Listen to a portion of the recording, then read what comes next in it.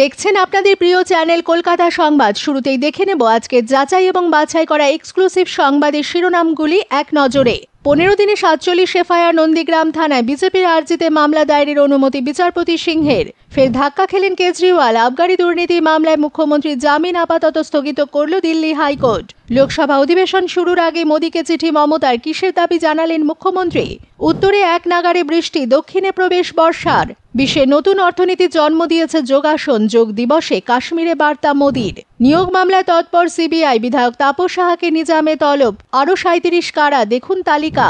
বাগদা দখলে রাখতে দলীয় বিধায়কদের দায়িত্ব বিজেপির। প্রিয় দর্শক, আমরা এই ভিডিওটিতে 4000 লাইক এবং 3000 সাবস্ক্রাইব টার্গেট রেখেছি। দয়া করে ভিডিওটিতে একটি লাইক এবং চ্যানেলটি সাবস্ক্রাইব করবেন। এখন শুনবেন বিস্তারিত।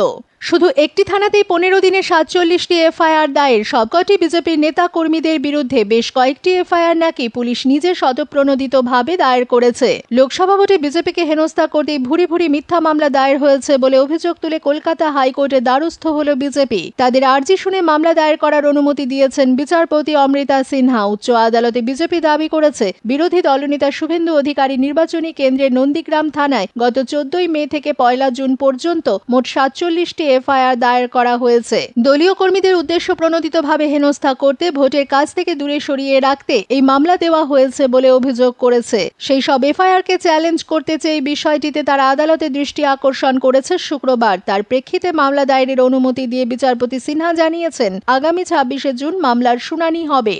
মুখ্যমন্ত্রী অরবিন্দ কেজরিওয়ালের জামিন আপাতত স্থগিত করল দিল্লি হাইকোর্ট। আবগারি দুর্নীতি মামলায় বৃহস্পতিবার দিল্লির মুখ্যমন্ত্রীর জামিন মঞ্জুর করে রাউস অ্যাভিনিউ কোর্ট। দিল্লির রাউস অ্যাভিনিউ কোর্টের রায়কে চ্যালেঞ্জ করে পাল্টা হাইকোর্টে যায় এনফোর্সমেন্ট ডিরেক্টরেট। কেজরিওয়ালের জামিন নিয়ে ইডি দিল্লি হাইকোর্টের দ্বারস্থ হলে ফের ধাক্কা খান মুখ্যমন্ত্রী। আবগারি দুর্নীতি মামলায় আপাতত কেজরিওয়ালের জামিন স্থগিত করে দেয় দিল্লি হাইকোর্ট। এনফোর্সমেন্ট ডিরেক্টরেটের তরফে জানানো হয়, দিল্লি রাউস অ্যাভিনিউ কোর্ট যখন কেজরিওয়ালের জামিন মঞ্জুরের রায় দেয়, তখন ওই রায়ের বিরোধিতা করার সুযোগ তারা পাননি। এমনকি কেজরি জামিনের বিরোধিতা করার জন্য নির্দিষ্ট সময়ও তাকে দেওয়া হয়নি বলে অভিযোগ করেন কেন্দ্রীয় তদন্তকারী সংস্থার পক্ষের আইনজীবী এস.ভি. রাজু। যা শুনে ইডির দাবির পাল্টা বিরোধিতা করেন কেজরিওয়ালের আইনজীবী বিক্রম চৌধুরী। এমনকি ইডির আবেদনের নিন্দাও করেন কেজরির আইনজীবী বিক্রম। দিল্লির মুখ্যমন্ত্রীর আইনজীবী বিক্রম চৌধুরী বলেন, যা হয়েছে তা আশ্চর্যজনক। এটি অত্যন্ত ভুল এবং অপ্রত্যাশিত। বিতর্কিত 3 নয়া ফৌজদারি আইন এখনই কার্যকর করবেন না। প্রধানমন্ত্রী নরেন্দ্র মোদীকে চিঠি লিখলেন রাজ্যের মুখ্যমন্ত্রী মমতা বন্দ্যোপাধ্যায়। মুখ্যমন্ত্রীর বক্তব্য, নৈতিকভাবে কেন্দ্রের এই আইন এখনই কার্যকর করা উচিত নয়। গত বছরের শেষ দিকে পুরনো ফৌজদারি আইনের পরিবর্তে ভারতীয় ন্যায় সংহিতা, ভারতীয় নাগরিক সুরক্ষা সংহিতা এবং ভারতীয় সাক্ষ্য বিল পাশ করায় কেন্দ্র।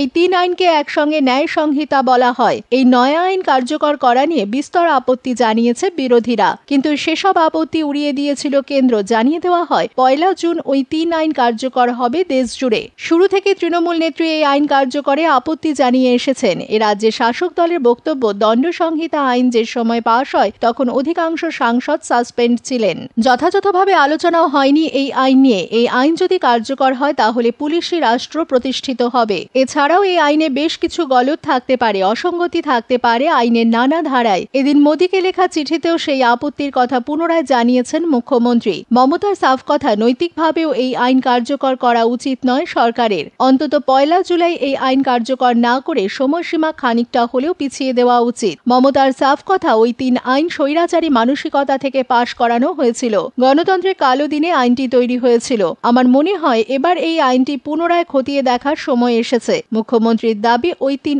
আইন নতুন করে সংসদে পেশ করতে হবে। ওই আইনগুলি সে সময় দ্রুততার সঙ্গে পাশ করানো হয়েছিল। এবার ওই আইনের অনেক ধারাতেই আপত্তি জানানো হবে। সেটা হলে নতুন জনপ্রতিনিধিরাও আইনগুলি খতিয়ে দেখার সুযোগ পাবেন।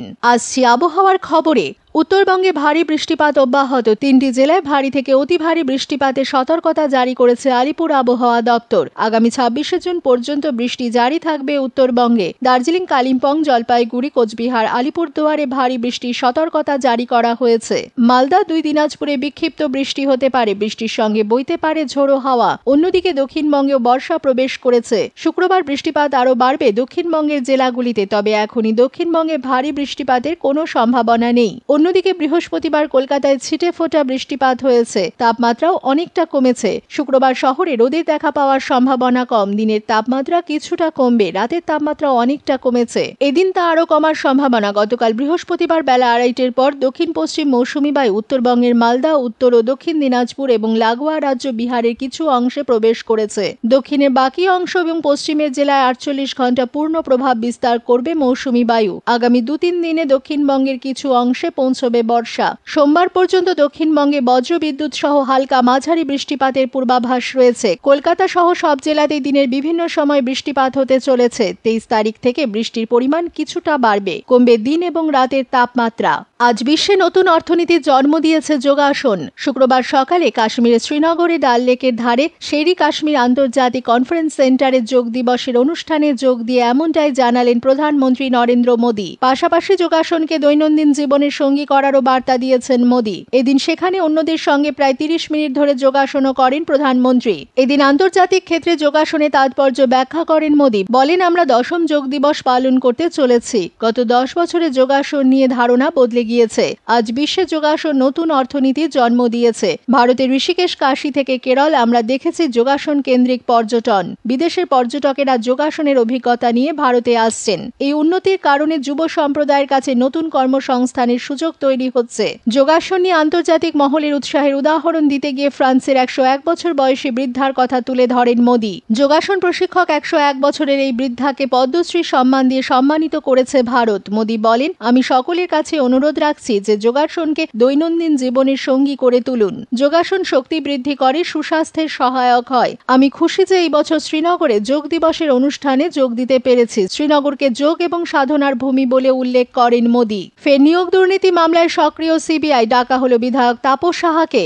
সূত্রে খবর, চাকরির প্রতিশ্রুতি দিয়ে বিপুল পরিমাণ টাকা তোলার অভিযোগে তৃণমূল বিধায়ক তাপস সাহাকে তলব করা হয়েছে নিজামে। নোটিশ অনুসারে তিনি নিজামে হাজির হন শুক্রবার। এই তদন্তে সোমবার থেকে 37 জন শিক্ষক ও অশিক্ষক কর্মীদের ধাপে ধাপে ডাকা হবে বলেও সিবিআই সূত্রে খবর। প্রসঙ্গত, এর আগেও সিবিআই তলব করেছিল তাপস সাহাকে। সিবিআই সূত্রে খবর, তাকে সিবিআই তলব করায় শুক্রবার তাপস সাহা হাজির হন সিবিআই দফতরে। এর আগেও সিবিআই এই মামলায় তাপস সাহাকে তলব করেছিল। তাপস সাহার বাড়িতে ও পরিচিতদের বাড়িতে তল্লাশি চলে। সেই মামলাতেই ফের তলব করা হলো তাপস সাহাকে। গতকাল বৃহস্পতিবার এই মামলায় তাপস ঘনিষ্ঠ 3 জনকে তলব করেছিল সিবিআই। তাদের বয়ানও রেকর্ড করে সিবিআই। এবার তাপসের সঙ্গে ওই বয়ান মিলিয়ে দেখা হবে বলে সিবিআই সূত্রে খবর। বিভিন্ন সরকারি পদে চাকরি দেওয়ার নাম করে লক্ষ লক্ষ টাকা হাতানোর অভিযোগ ওঠে। এর আগে স্টেট এন্ট্রি দুর্নীতি শাখা তাকে তলব করে। সেই মামলায় এরপর হাইকোর্টে যায়। তদন্ত শুরু করে সিবিআই। সেই মামলায় শুক্রবার হাজিরা দিলেন তাপস সাহা। এদিন তার ঘনিষ্ঠের সঙ্গে তিনি পৌঁছন নিজাম প্যালেসে। পাশাপাশি নিয়োগ দুর্নীতি মামলায় সোমবার থেকে শিক্ষক অশিক্ষক কর্মী সহ 37 জনকে তলব করা হবে নিজামে। সিবিআই সূত্রে তেমনটাই খবর।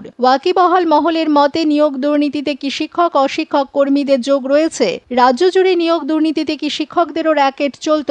অযোগ্য চাকরি প্রার্থীদের সিবিআই জিজ্ঞাসাবাদে উঠে এলো শিক্ষক ও অশিক্ষক কর্মীদের নাম। কেন্দ্রীয় এজেন্সির সূত্রে খবর, অযোগ্য চাকরি প্রার্থীদের জিজ্ঞাসাবাদ করে 37 জনের নাম পাওয়া গিয়েছে। এর মধ্যে রয়েছে বিভিন্ন স্কুলে কর্মরত 11 জন শিক্ষক, 2 জন অশিক্ষক কর্মীর নাম রয়েছে। অযোগ্যদের বেআইনিভাবে চাকরি পাইয়ে দেওয়ার কি ভূমিকা ছিল শিক্ষক ও অশিক্ষক কর্মীদের? সরাসরি টাকার লেনদেনেও কি যুক্ত ছিলেন তারা, জানতে চাইছেন কেন্দ্রীয় তদন্তকারীরা। সিবিআই সূত্রে খবর, সোমবার থেকে শিক্ষক অশিক্ষক কর্মী সহ 37 জনকে তলব করা হবে।